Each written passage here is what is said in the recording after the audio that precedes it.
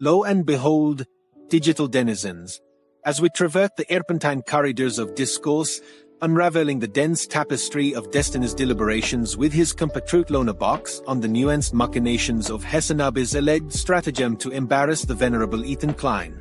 Wherein lies at Serga not of mere trifles but of the intricate errands of egos, the warfare of reputations, and the labyrinth and complexity of online personas clashing in the gladiatorial arena of digital media.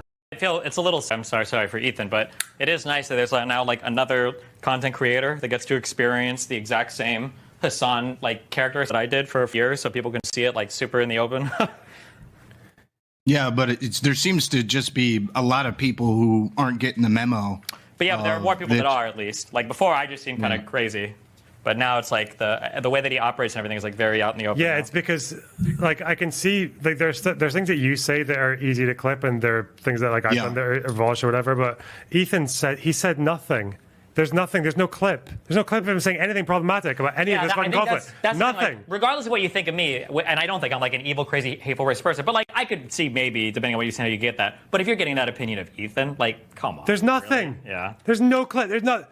Yeah, I'm gonna keep it $1.50, Steve. People are calling him a enthusiast. What the f he said? Jesus Christ. And he has an actual like has a pretty position on like the Israeli. He's insanely far left on Israel Palestine. Yeah. Isn't his position literally just Israel should exist? Pretty much. Yeah. Barely. Yeah, he thinks the war in Gaza. He thinks like all the settlers should be yoinked back into Israel, like all 750,000 of them, unilaterally. Yeah, he's like. He's like about as left as you can get on that issue while still living in the real world, right? Like, yeah.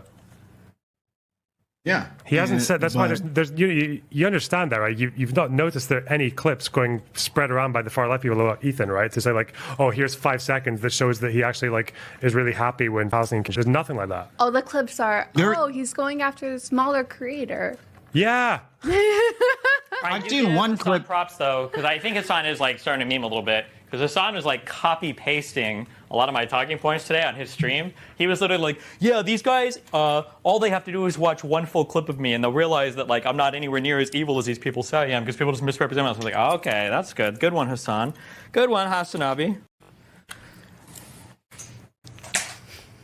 There's one clip that I saw of Ethan that people were spreading, which was about him saying that the defense minister or whatever that was fired was like. The moderating voice in the war, right? I think Eli said good guy, one of the good guys or something, and then he said a moderating voice. Now, good guy is questionable because he said some crazy on October 7th, but the moderating voice is true. He wants the war to end. And he's opposed Netanyahu on particular red lines with the Philadelphia corridor. He's said that Israel doesn't have anything else militarily to achieve in Gaza. He thinks Netanyahu is not doing enough to settle the conflict and get the hostages back. Yeah, that's just true. He's not like a yes man to Netanyahu. And my understanding is that was the reason why he was removed. Yeah, because he's not a yes man. Yeah. He did say that. Hassan's interpretation is that like, oh, he thinks this guy's a really good dude. And because of the him. Yeah. Oh God. Yeah, I mean it's what can I say? Ethan keeps himself pretty squeaky clean. Dude, the funniest thing is I've seen people who have been like, man, after seeing how Ethan betrayed Hassan, I can see now, like, why he was so evil and cruel to Trisha. I don't know if any of you know anything that what happened with Trisha, but I think it was a very funny comment. Jesus. Wasn't Trisha the person who did, like, blackface a long time ago and, like, some... I'm not sure, maybe. I think she did. But she was also apparently very much not easy to work with, so. Ethan would say that. Oh, yeah, he would, yeah. That, can you, never mind. What? The Z word is not banned on YouTube, right? What, Zog? I can mute. What? What's the Z word? Zionist, is that what you're telling? Yes. Yeah, come on, bruh. Yes. Oh. You can say on Twitch as well. They just said don't use that as a... Yeah, I know. I was about to make a joke. That's the reason why. Loner cuck. Ooh. Sorry, That's I the guess reason I why. don't get your sense of humor. You're just niche comedy, hey? It's niche. Yeah. Yes. But yeah, no, I think that I think the treatment of Ethan has made a lot of people pay attention to the tactics being used. And I think especially if Asman goes really hard against Hassan, I think that's a super big deal if they end up duking out, because that'll be the first time the tops of Twitch have really gone against each other super hard like that, right? Yeah. I think most of the time they literally never talk about each other almost ever. It's definitely a cabal, definitely a secret society. Yeah, for sure. He's definitely a bit of a cornered animal right now. That's why he's been lashing out at smaller creators like myself. Defenseless, smaller creators. Defenseless. Breaking his one rule like Batman. Well, looks like we taught him the only sensible way to live is with no rules. Yeah. Well, it is what it is. All right, I'm going to go ahead and head out. All right. Heading out, where are you going, Lil Gup? At the nucleus of this dialectical foray is the tension between public perception and performative antagonism, a dialectic that plays out with both precision and pathos. Destiny and Lonerbox, as cerebral cartographers, dissect Hasanabi's modus operandi, positing that his interactions with Klein are emblematic of a broader strategy aimed at discrediting and destabilizing his counterparts under the guise of ideological contention. Destiny, the oratorical pugilist, postulates that Hasanabi's engagements with Ethan Klein are not mere accidents of rhetoric but premeditated assaults designed to exploit perceived vulnerabilities. This hypothesis is grounded in the observation that Hasanabi's approach often entails public scrutiny of his counterparts, reframing their positions to cast them in an unfavorable light. In this narrative, Hasanabi emerges as a tactician adept at manipulating discourse to his advantage, wielding his platform as both pulpit and battlefield. The essence of this alleged strategy lies in the transformation of disagreement into spectacle, wherein the nuances of ideological divergence are subsumed by the spectacle of personal conflict. Ethan Klein, positioned as a reluctant participant in this drama, becomes both the subject and the object of Hasanabi's rhetorical onslaught, a figure whose every statement is dissected, every position scrutinized, in a bid to render him a cautionary tale for others who might challenge Hasanabi's dominance in the digital agora. Destiny and Lonerbox's discourse delves into the paradoxical nature of Klein's position, noting that, despite the lack of overtly controversial statements, Klein finds himself ensnared in a web of negative perception perpetuated by Hasanabi's framing. They argue that Klein's positions, particularly on contentious geopolitical issues, are far from radical but are rendered suspect through the prism of Hasanabi's commentary, which seeks to portray them as extreme or out of touch with the realities of the discourse. This framing, Destiny suggests, is facilitated by Hasanabi's strategic use of selective emphasis, wherein the absence of incendiary clips becomes itself a narrative, suggesting that Klein's moderation is, in fact, a form of tacit complicity or naivety.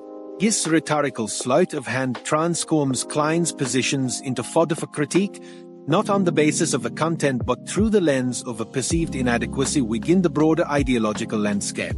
Central to this narrative is the role of clips, those brief, contextual snippets of discourse that serve as the currency of digital persuasion. Destiny and Lonerbox lament the ease with which these clips can be manipulated to serve disparate agendas, noting that the absence of damning footage from Klein's repertoire has not shielded him from criticism but has, paradoxically, made him more vulnerable to narratives that frame him as ineffectual or misguided. The semiotics of these clips, Destiny argues, transcends their literal content, functioning instead as symbols within a broader narrative architecture. In the absence of explicit transgressions, the very lack of controversy becomes a point of contention, reinforcing the perception that Klein's moderation is insufficiently robust to withstand the rigors of public scrutiny. Destiny's dialogue with Lonerbox further explores the broader dynamics of ideological rivalry within the digital sphere, positing that Hasanabi's approach to Klein is emblematic of a larger trend wherein the boundaries of discourse are policed through performative antagonism. This trend, they suggest, undermines the potential for genuine dialogue, substituting the theater of embarrassment for substantive engagement. In this framework, Klein's predicament becomes a microcosm of the challenges faced by public figures navigating the treacherous waters of digital discourse, where every statement is a potential minefield and every interaction a potential spectacle. Destiny's critique, therefore, is not merely a defense of Klein but a broader indictment of the tactics employed by figures like Hasanabi, who leverage their platforms to shape the contours of acceptable discourse through the strategic deployment of rhetorical spectacle.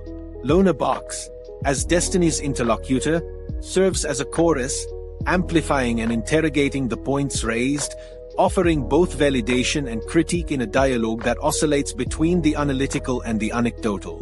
His contributions underscore the performative dimensions of the discourse, highlighting the ways in which personal grievances and ideological disputes intersect in the realm of public perception. Through his commentary, Lonerbox elucidates the complexities of navigating public discourse, particularly the challenges of maintaining intellectual integrity in the face of performative antagonism. His reflections serve to contextualize Destiny's critique within a broader landscape of digital engagement, where the boundaries between personal animosity and ideological divergence are perpetually blurred. At the heart of this discourse lies a profound ethical question. To what extent is it justifiable to leverage public platforms to critique and potentially embarrass others, particularly when such critiques may be grounded more in perception than in substantive disagreement? Destiny and Lonerbox's dialogue grapples with this question, interrogating the motivations and implications of Hasanabi's tactics while reflecting on their own roles within the ecosystem of digital discourse.